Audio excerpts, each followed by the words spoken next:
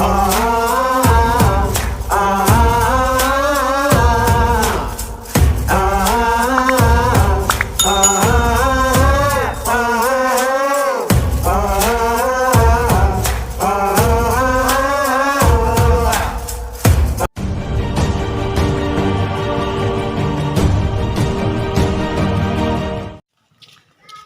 up, guys? Welcome to a cloudy, overcast Saturday here in good old Siem Reap.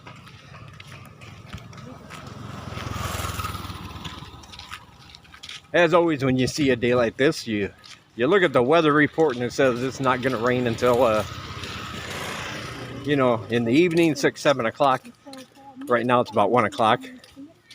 Then you walk outside and you start thinking, you know, I'm not so sure about that.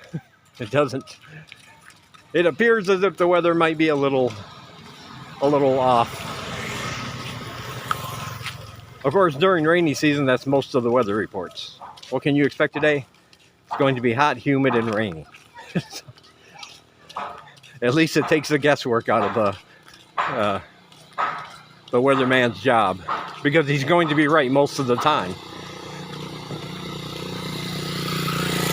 But anyway, today is Saturday. Tomorrow is Sunday. And that means another edition of my exclusive video content, Sunday Stuff with Dave. So yeah, I upload a special exclusive video every week just for my supporters. And tomorrow we're going to be talking about relationships here in Cambodia and how communication factors into that, as far as language barrier, cultural barriers, and all that. I'm going to give you all that information. So if you are a supporter of mine, if you've donated, check your emails tomorrow. Not sure about what time. Whenever I can get it done and uploaded. But that'll come right to your inbox. And if you're on my Patreon, I'll upload it there as well.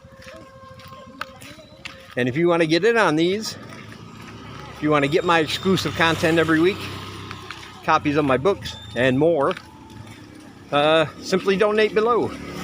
Links to my PayPal, buymeacoffee.com/DDC, and my Patreon. All those links are right down below in the description. And if you donate, your name will go on the list. And you will be receiving all of my exclusive content. Whether it's videos, stories, books, what have you. Things I don't put out in my public videos. So be sure to do that now so you don't miss tomorrow's video if that kind of thing interests you. And if you want to. And as always, my supporters, I love them. I love you guys. I love them to death. They help keep good things going here. And we're only $100 short of our goal for the month. And we can do it. We can make that happen. But today I wanted to really talk about some of the physical challenges that come with moving to a country like Cambodia. And especially if you're coming from a country or a state in a country like mine. Come from Michigan in the United States, and Michigan is cold. It's very cold. 6 months it's hot, 6 months it's very cold. Even though we have all 4 seasons, really I've always considered it 2, you know, hot season and cold season.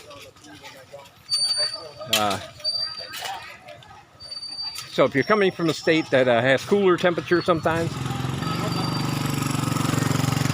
first thing I want to tell you is that the heat is going to play a factor here. And I'm not talking about these things if you only come over for a week or two, you know, as a tourist or a visitor. But I mean, if you plan on being here long term, there are some physical challenges that come along with that. And the first one would be the heat. I made the mistake, even coming from a cold environment, of going out as often and as much as I could, like almost from day one, and just walking and walking and walking, looking and seeing the sights and being out in the sun and having very little protection. And it really cost me. So learn from my mistakes. The things I did bring with me as part of my packing list, they really helped in those instances. I did bring with me 3 big bottles of sunblock. Although, if you're like me and you just forget to use them, well, they don't do much good now, do they? But I got sunburned. I had rashes. I was itchy all over.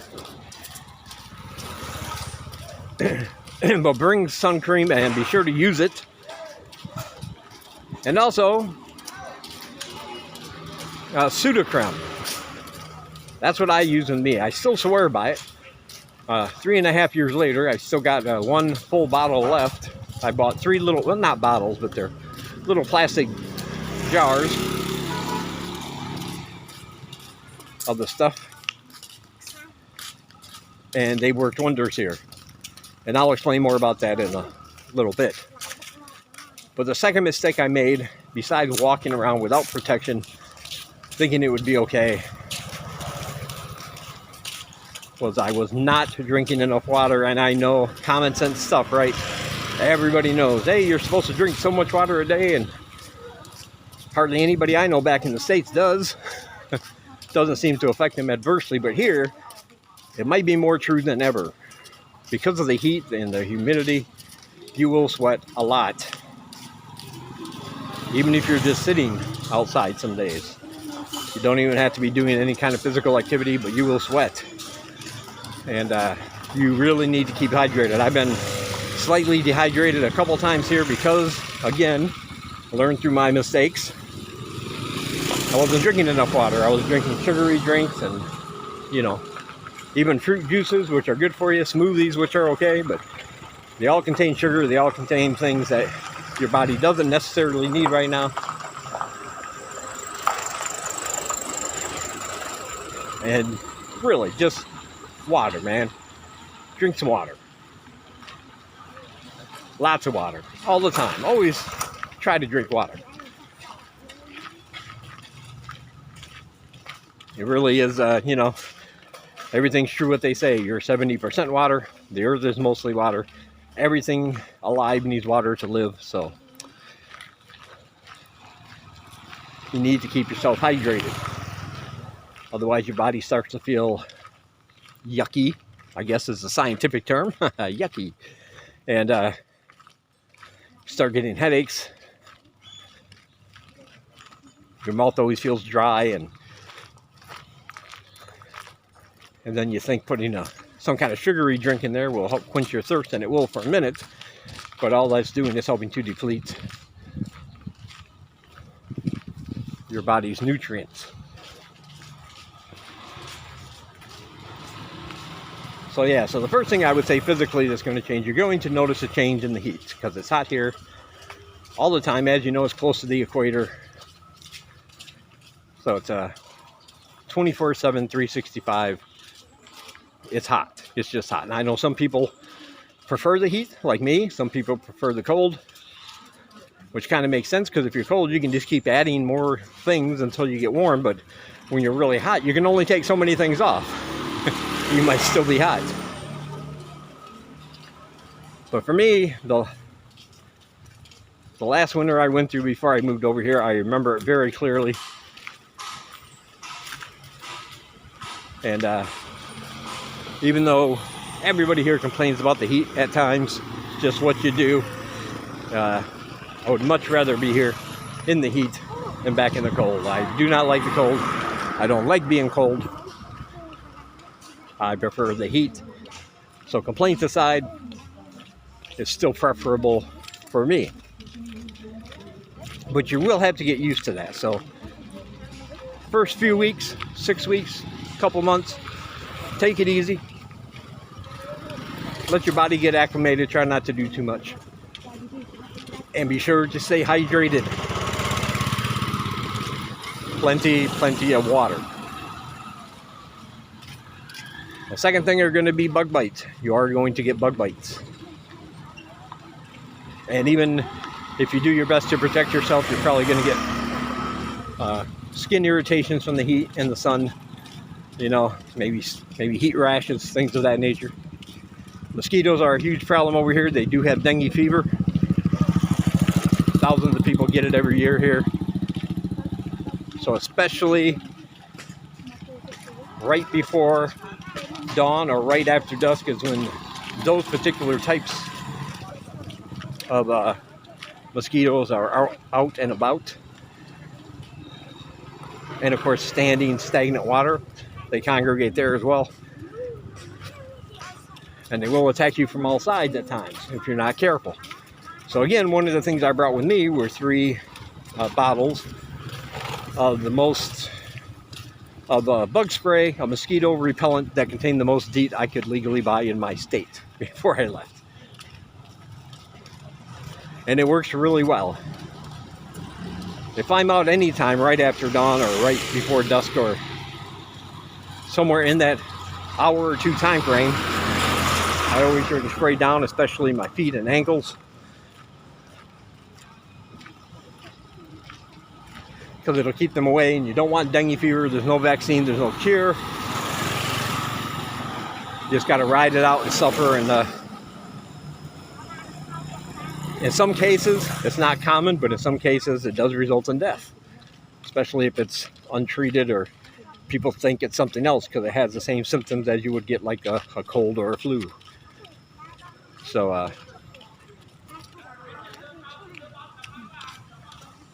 you're going to have to get used to those kind of things too. But that's where the pseudocreme comes in.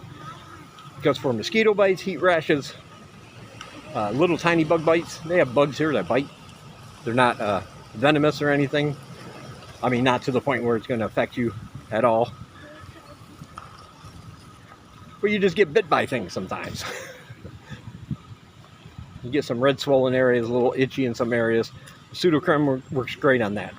Pseudocreme was originally meant for diaper rash, to put on babies' bottoms so they were nice and comfortable. But it works well for adults and for things like if an itchy area, a red swollen area, a heat rash, a bug bites, things like that.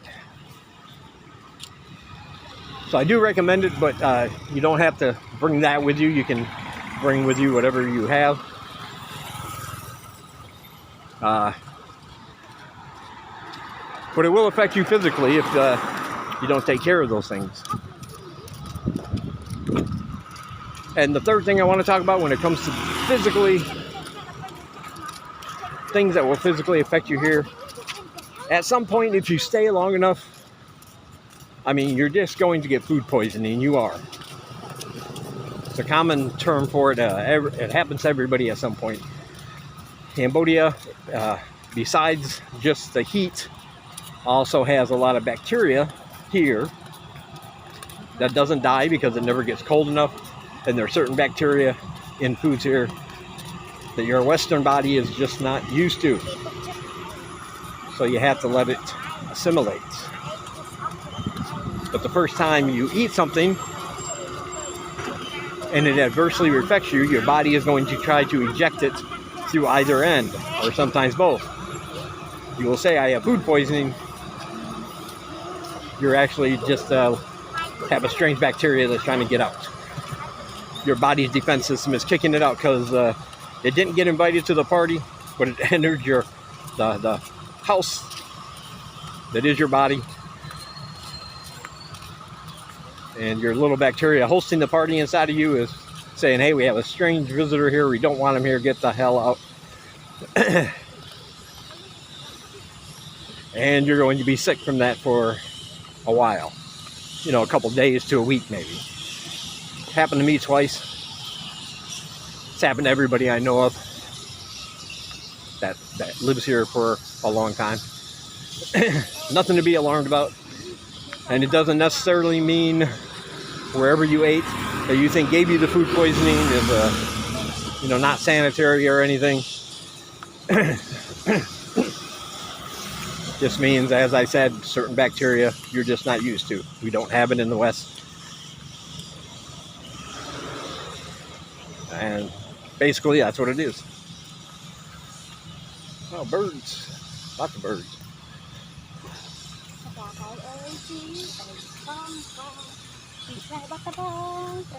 So yeah, you will have to get used to that as well.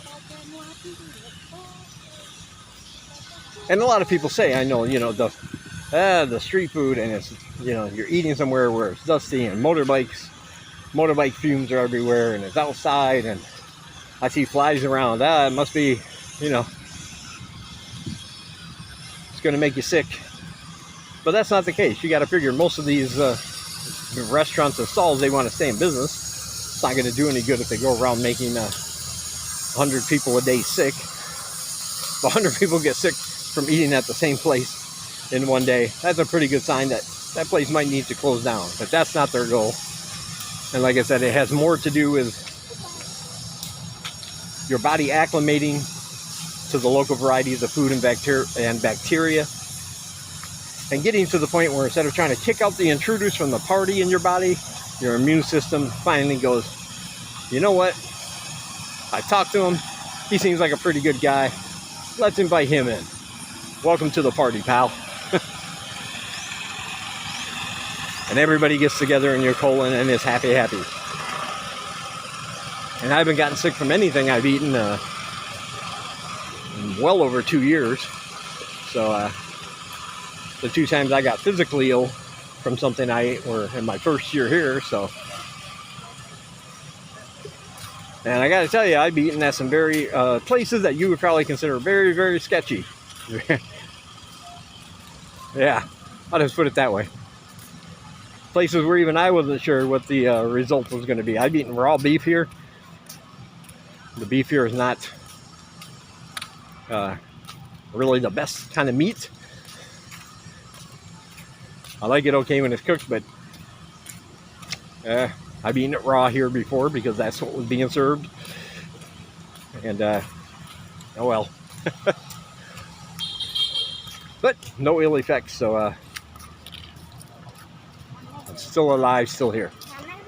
Still okay.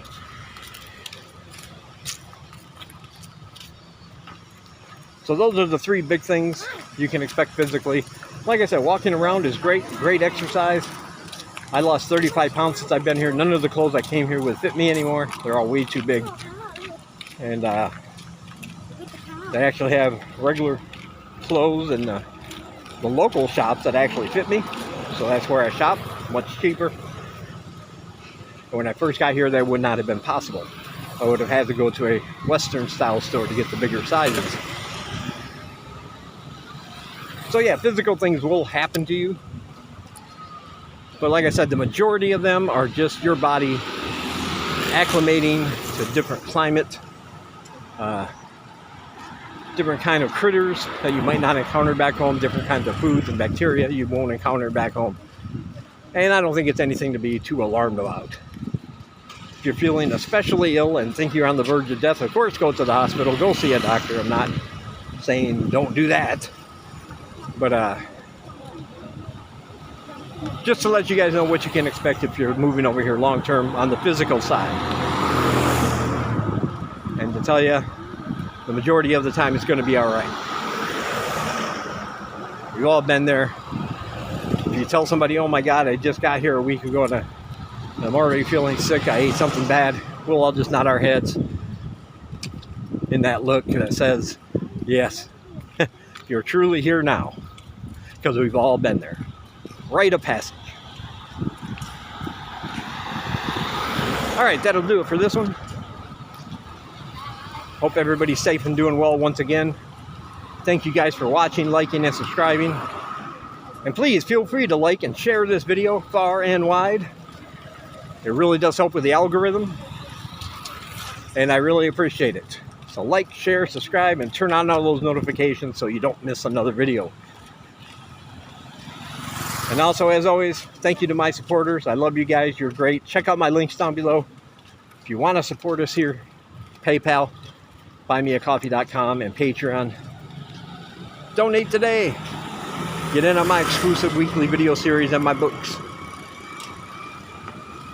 Also, other channels from Cambodia. They are listed down below. Be sure to watch them. All my social media. and links to all my other stuff. They're all down below. Scroll through, click some buttons, see what you find. Alright. Oh, couple of raindrops there. I will talk to you guys in the next one.